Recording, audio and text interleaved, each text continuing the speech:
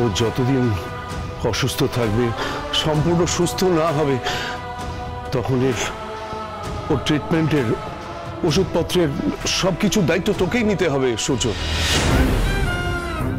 আমরা তো সব দেখতে পারবো না, তুই এসবের ব্যবস্থা কর। আমরা এখন এখান থেকে যাই।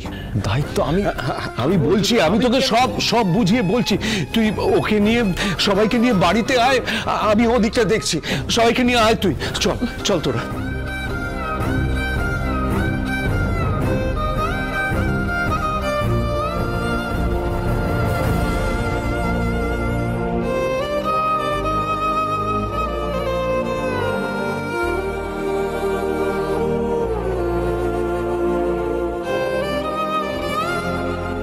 মা,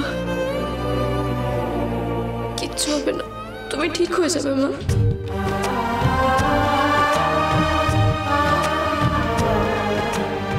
ঈশ্বর, তুমি করুণাময়।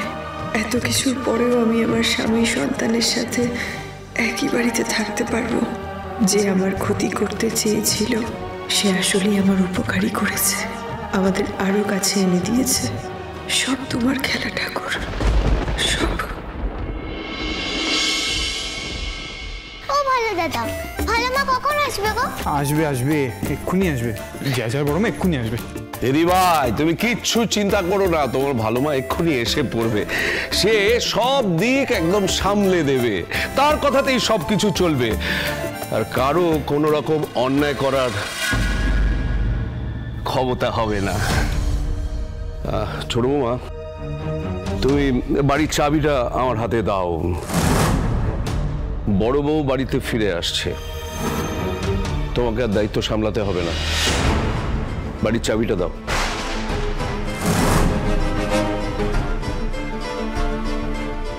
কি হলো, দাও।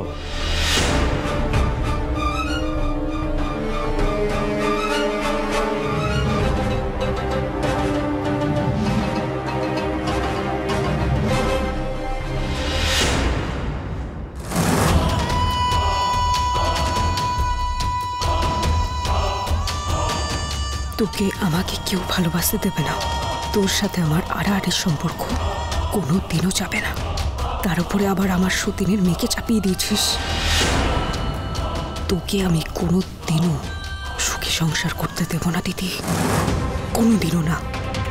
আই এম সো সরি, কিন্তু আমি পারবো না। বাবা, হ্যাঁ, বৌদি দিয়ে এসে গেছে।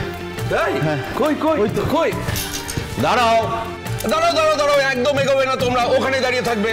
দাঁড়াও। হ্যাঁ, কই সবাই কোথায়? অনুজা, আরে কোথায় গেলে? বরণ করতে হবে তো। কিরে, বরণ ডালাটা ঠিক আছে তো? হ্যাঁ, বলছি, এই বরণের থালা, মানে এত কিছু রিচুয়ালস কেন হচ্ছে?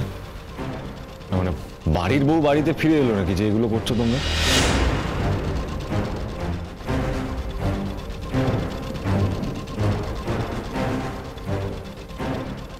কি করছো বলো তো তোমরা? এ বাবা, তুমি জানো না ভালো ছেলে, ভালো মাই তো তোমার বউ।